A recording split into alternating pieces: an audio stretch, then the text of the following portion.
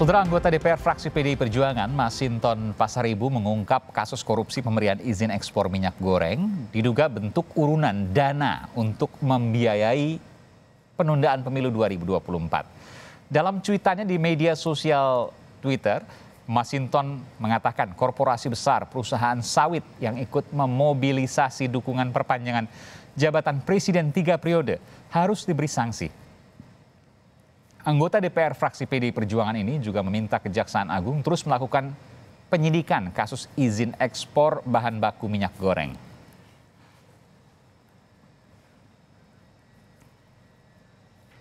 Dalam cuitannya, Masinton Pasaribu mengatakan korporasi besar perusahaan sawit yang ikut memobilisasi dukungan perpanjangan jabatan presiden 3 periode harus diberi sanksi.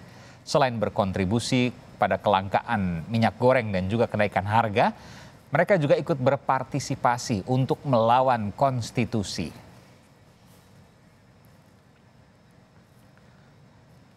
Sementara itu, Kejaksaan Agung memastikan tidak akan berhenti mengusut kasus dugaan korupsi ekspor bahan baku minyak goreng meski sudah ada 4 tersangka yang telah ditetapkan.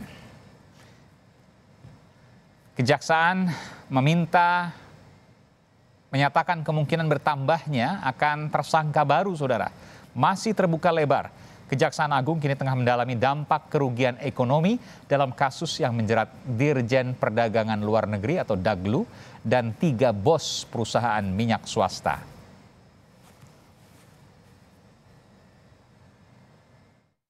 Karena ini proses masih berjalan, ketika proses penyidikan berjalan tentunya ada tahapan-tahapan prioritas. Seperti awal saya sampaikan, apa tahapan prioritas? Penyidik kami sedang betul-betul disibukkan dengan penelitian barang bukti elektronik dan tindakan pengumpulan alat bukti lain yang dianggap cukup kuat. Saudara, benarkah kasus korupsi izin ekspor bahan baku minyak goreng yang diungkap Kejaksaan Agung terkait dengan upaya menggalang dana wacana penundaan pemilu seperti yang diungkap politisi PDI Perjuangan Masinton Pasaribu? Kita bahas selengkapnya bersama Masinton Pasaribu, politisi PDI Perjuangan, dan juga Boyamin Saiman, Koordinator Masyarakat Anti Korupsi Indonesia MAKI. Selamat malam Bapak-Bapak. Bu Masinton, sehat selalu? Malam. Oh, Bung Boyamin juga sudah gabung ya? Iya.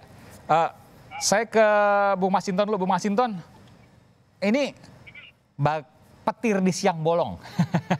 Mengejutkan. Karena tiba-tiba Anda mengatakan bahwa, saya boleh katakan ya, koreksi kalau saya salah. Uang keuntungan dari penjualan ilegal bahan baku minyak goreng, CPO, minyak sawit ya, ekspor yang kemudian ditetapkan tersangka oleh Kejaksaan Agung, ini digunakan ya, keuntungannya untuk menunda pemilu 2024. Bahkan ada kartel atau kelompok perusahaan besar yang lain. Betul demikian? Jadi itu informasi yang saya dapat, ya, sinyalemen itu. Sebagai sebuah informasi itu kan harus kita telaah, bukan sebagai sebuah kesimpulan. Tapi informasi ini juga bisa digunakan sebagai petunjuk awal untuk dilakukan investigasi, penyidikan. Nah, sekarang kasus sidik mafia minyak goreng ini kan sudah ditangani Kejaksaan Agung. Nah, kita harus hormati proses itu agar penanganan ini tidak bercampur aduk dengan sinyalemen dan opini-opini di luar. Setuju soal itu, tapi sebentar Bung Masinton, saya bertanya, Anda dapat informasi, kalau Anda berani menyampaikan ke publik secara luas, artinya informasi itu didapat dari orang yang bisa Anda percaya, kategorinya A1 lah. Nah, informasi ini kan juga harus bisa kita lihat dengan fakta di lapangan. Nah, kalau kita tarik ke belakang sinyalemen itu dengan sinyalemen informasi tadi dengan fakta di lapangan itu kan bulan Februari ada deklarasi petani plasma yang dimobilisasi oleh perusahaan inti Nanti silahkan dicari tahu aja informasi itu, perusahaan intinya, perusahaan apa, saya nggak mau sebut lah, kira-kira gitu ya. Nah, itu kan ada deklarasi terhadap perpanjangan masa jabatan ya periode presiden seperti itu. Nah, berbagai alasan apa segala macam. Nah, itu kan tidak berdiri sendiri. Nah, kemudian ya kita lihat bahwa situasi pemenuhan pasar dalam negeri, kelangkaan minyak goreng apa segala macam itu juga tidak terpenuhi. Nah, kemudian adapun harga-harga minyak goreng kemudian melambung tinggi. Ya. Nah, kita kan harus merangkai sebuah informasi ini dengan fakta di lapangan. Ya, dan ini harus kita telusuri dan kita investigasi bersama, termasuk Bung Aiman yang jago dalam melakukan investigasi jurnalistik seperti itu, Bung. Iya, dibantu sama Bung Boyamin dan juga Bung Masinton. Tapi saya tanya dulu, kalau saya harus juga adil, Bung Masinton, kalau Anda mengatakan seperti itu artinya dari data yang kemudian Anda kaitkan, bisa jadi utak-atik gatuk dong. Apakah itu utak-atik gatuk apa segala macam, sinyalemen ini kan harus bisa kita sebagai sebuah informasi awal kan harus kita telusuri. Maka saya katakan tadi, saya tidak langsung juga buru-buru menyatakan bahwa berkesimpulan gitu ya. Ini memang pure untuk didanai untuk pemilu, karena juga informasi ke saya juga tolong di cross check Pak Masinton gitu kan. Oke. Dalamin gitu. Nah, sekarang ini kan ada penanganannya di Kejaksaan Agung, dan tentu kita sangat mengapresiasi dan dukung langkah-langkah Jaksa Agung, memimpin Kejaksaan Agung, melakukan kerja-kerja senyap, melakukan investigasi dan penyidikan terhadap seluruh informasi tadi. Karena Kejaksaan Agung sebagai aparat penegak hukum memiliki instrumen yang cukup untuk mendalami berbagai informasi itu. Seperti itu, Bung. Oke, artinya bisa ketahuan kalau follow the money, ikuti uangnya dan lain sebagainya. Anda mengatakan seperti itu. Tapi saya ke Bung Boyamin dulu. Bung Boyamin, apa yang disampaikan oleh Bung Masinton, tadi dikatakan ada dua ya. Pertama, ada informasi yang datang ke Bung Masinton. Yang kedua, ada gejala yang bisa dilihat dan bisa di cross check di lapangan. Bahwa keduanya tadi merujuk pada keuntungan besar, mungkin triliunan nanti bisa disebutkan oleh Bung Boyamin, dari hasil penjualan minyak goreng yang sebagian ilegal, itu ditujukan untuk kepentingan penundaan pemilu 2024. Apakah semua ini masuk akal mungkin, Bung Boyamin? Jelek-jelek begini atau gandeng-gandeng begini kan saya pernah jadi DPRD Solo 97. Oke. Pola pikirnya politis pasti. Nah, tapi sekarang kan saya bukan politisi, jadi ya biarlah Pak Masinton. Nah, tapi saya sebagai salah satu pelapor, waktu itu memang punya data dugaan ekspor besar-besaran perusahaan dari juga perusahaan besar. Nah, saya katakan itu 9 naga bahkan. Nah, saya bicara fakta aja dan sudah saya masukkan ke Kejaksaan Agung, ke KPPU gitu. Nah, kemudian berproses. Apakah itu dari yang saya laporkan itu ada yang jadi tersangka? Saya tidak bisa mengatakan, karena itu saya melaporkan dan kemudian dengan analisa, terus kemudian didukung yang lain, kemudian ditindaklanjuti oleh Kejaksaan Agung, menemukan ada dugaan orang yang, atau perusahaan yang izin ekspornya itu tidak memenuhi syarat. Ya. Bahkan bisa fiktif gitu kan, sehingga tapi tetap bisa ekspor. Menjadi, ya, gitu. Nah, itu aja. Jadi ya, sekarang saya kembalikan ke Pak Masinton. Ada kewenangan tertinggi di DPR. Kalau memang sinyalemen ini kuat, bisa melakukan hak angket atau pernyataan pendapat atau apapun bentuknya di sana. Nah, ini saya berharap Pak Masinton melakukan dari sisi politis, melakukan usulan untuk hak angket maupun pernyataan pendapat atau setidaknya pansus. Oke, nanti saya akan tanyakan itu ke Bung Masinton, tapi saya tanyakan dulu ke Bung Boyamin. Anda kan pandai menghitung-hitung terkait dengan keuntungan atau mungkin penyelewengan dan lain sebagainya. Dari soal dugaan ekspor ilegal bahan baku minyak goreng, berapa keuntungannya yang didapat secara ilegal? Mungkin bisa bicara soal ilegal ini atau mungkin yang lain juga. Karena kan yang lain bisa jadi terkait juga soal penundaan pemilu yang tidak terkait dengan penyelewengan ini, tapi merupakan keuntungan yang kemudian bisa digunakan. Berapa sih keuntungannya? Ya, kalau saya pernah mengilustrasikan itu kan ada dua hal. Dugaan ekspor itu ada dua pintu. Pintu yang diduga tidak memenuhi syarat izin. Kedua, ada dugaan potensi hilangnya pendapatan negara dari pajak, yaitu pajak pertambahan nilai. Nah, dari itu aja pajak pertambahan nilai kalau katakanlah 10%, itu tahun 2021, 2020, 2 tahun. Kita kira-kira itu 100 triliun kalau luar biasa. Dari selama 3 tahun ya? Nah, ya 3 tahun itu ratusan triliun gitu menurut saya loh ya. Tapi itu kan dari sisi pajak aja yang pihak itu ada dua hal, pihak keluar misalnya. Itu kan tuh ya kira-kira ratusan triliun lah kalau keuntungan 3 tahun itu. Itu Anda mengatakan dari PPN saja 100 triliun lebih. Belum dari keuntungan penjualan minyak goreng termasuk juga ekspor. Ya itu kira-kira minimalnya kedua kubu tadi digabungkan. Ratusan triliun. Ya kira-kira lah kan cara menghitungnya itu kan cara saya sederhana. Nanti biarlah didalami oleh Kejaksaan Agung keseluruhan itu bagaimana mestinya ini bukan hanya ditarik bulan Februari Maret 2022, tapi kemudian ditarik tahun 2021, 2020, 2019. Karena ini ekspor besar-besaran itu sudah mulai di tahun-tahun 2019 misalnya. Tapi memang paling besar memang 2021. Oke. Itu 1/20 APBN kita kurang lebih 100 triliun. Tapi kan bisa dikatakan lebih dari 100 triliun. Sangat cukup Bung Masinton untuk menggalang kekuatan, menggalang isu, menggalang gerakan untuk penundaan pemilu 2024? Lebih dari cukup. Lebih dari cukup. Kalau jumlah itu. Jadi saya mau konfirmasi dulu, Anda satu dapat informasi dari pihak-pihak terkait, ya saya nggak tahu siapa dan saya juga nggak berusaha untuk menanyakan juga. Yang kedua, Anda mencermati soal data-data yang saling berkaitan. Dua hal itu yang kemudian Anda simpulkan bahwa ada indikasi kepenundaan pemilu ya?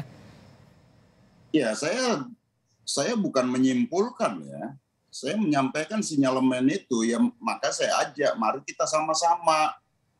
Baik itu Bung Aiman, teman-teman media seperti Bung Boyman, teman-teman di masyarakat sipil ya. Kemudian elemen lainnya, mari kita investigasi ini. Kalau ini memang benar nyata ada, ini adalah subversi ekonomi. Nah, maka ya terkait dengan hajat hidup orang banyak ini jangan dipermainkan lah, kira-kira begitu ya. Pesan yang harus kita sampaikan kepada konglomerasi besar ya, yang menggunakan momentum ini bukan untuk meningkatkan kesejahteraan rakyat, tapi justru untuk mempersulit rakyat seperti itu. Nah maka sinyalemen ini kan harus kita baca jeli dan kita amatin. Dan sekarang penanganannya di Kejaksaan Agung dan aparat penegak hukum. Nah, ya kita agar ini tidak rancu nanti ya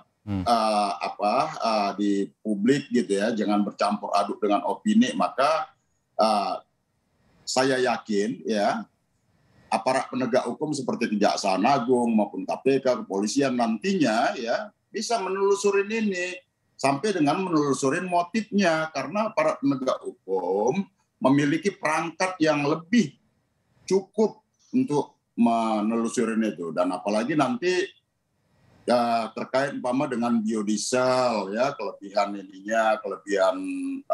bayar segala macam itu. Ya benar yang disampaikan oleh Bung Boyman tadi, bagaimana di BPDPKS itu ya, Badan Pengelola Dana Perkebunan Kelapa Sawit, nah itu juga ternyata jadi bancakan juga gitu. Nah, terkait dengan program biodiesel ya. Nah, kalau kita lihat kebetulan saya di Komisi 11. Ya, insentif biodiesel itu mengalami peningkatan yang sangat drastis itu dalam 5 tahun belakangan ini gitu ya. Dari 460 triliunan sekarang menjadi dari 460 miliar menjadi 51 triliun lebih, luar biasa. 52 triliun gitu. Itu loh peningkatan luar biasa. Dan kemudian kalau dihitung-hitung dari selisih apanya ada kelebihan 4,2 triliun itu. Nah, ini kalau bayangan Anda, Bung Masinton, tadi Anda sudah sampaikan data-datanya. Ketika kemudian nanti dibongkar oleh kejaksaan, maka apa yang diharapkan? Kejaksaan misalnya menemukan katakanlah aliran dana ke tokoh tertentu misalnya, atau seperti apa? Ya, ini kan artinya begini nih, Bung Aiman. Satu tadi menemukan pelakunya, baik individu maupun korporasinya, gitu ya. Kedua, bisa mengungkap modus dia tadi. Ketiga, motif, gitu loh. Motif dari kelangkaan minyak goreng ini. Kemudian motif dari dugaan korupsi itu dengan jumlah uang banyak. Nah, itu kan harus bisa ditelusuri. Agar apa? Agar ke depan tidak boleh lagi ada ya korporasi-korporasi yang memainkan hajat hidup orang banyak tadi. Nah, kalau kita lihat penegakan hukum itu kan sederhana aja. Di satu sisi keadilan, kepastian, kemudian kemanfaatan. Nah, kita gunakanlah penegakan hukum ini untuk sebesar-besarnya kemanfaatan. Termasuk juga DPR punya kewajiban, punya masyarakat tadi. Iya, Bung Masinton, DPR punya juga perangkat untuk investigasi, yakni hak angket. Apakah itu akan diajukan? Iya, tentu nanti ini kan lagi masa reses, ya. Kemudian ada kasus yang sedang ditangani Kejaksaan Agung. Tentu selesai masa reses nanti, habis Lebaran, ya DPR bersidang. Tentu ini akan kita bahas.